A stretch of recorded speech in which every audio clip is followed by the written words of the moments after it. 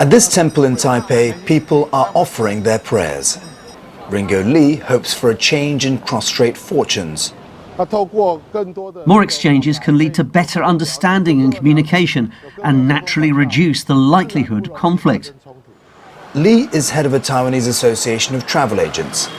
Tourism on the island of 24 million people has been hurting because of restrictions China's imposed on its people visiting since Tsai Ing-wen and her Democratic Progressive Party came to power in 2016. From China's perspective, Taiwan is like a girlfriend that had a change of heart.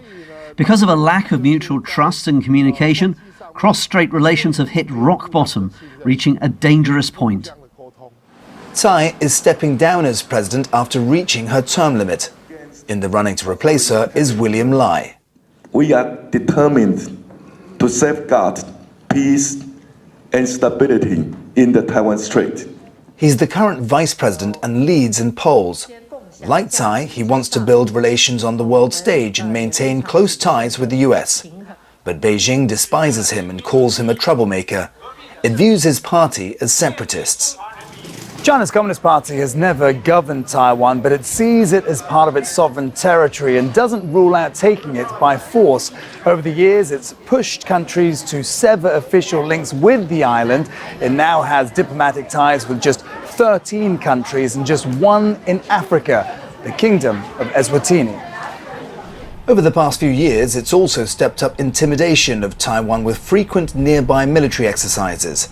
Just last week, Taipei accused Beijing of trying to influence the outcome of the election through cognitive warfare after it sent a spate of hot air balloons across the strait. Here in Taiwan, on a daily basis, we're dealing with a very real military threat, and some people downplay it or they'll call China a paper tiger, but I like to say that we have to take that threat very seriously. Lai's main contender is Hou You-yi of the Chinese Nationalist Party. The Kuomintang fought a bitter civil war against China's communists before fleeing to Taiwan decades ago. Today, it favors friendly relations, in large part because of intertwined economies. China is Taiwan's most important trading partner, accounting for more than a third of its exports in 2023.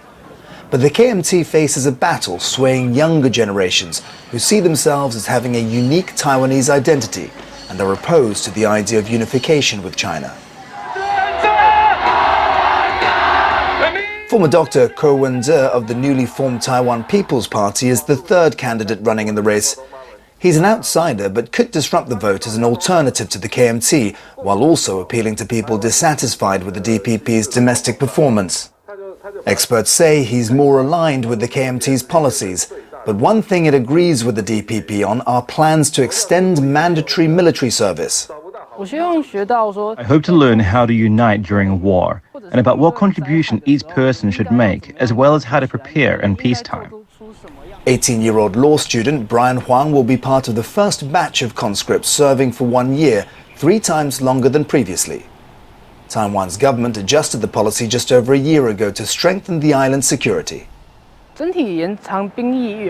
It's difficult for young people to accept, but it shows how determined Taiwan is to prepare for combat, and it signals to Western countries that Taiwanese people are willing to protect their nation and motivate them to offer their support.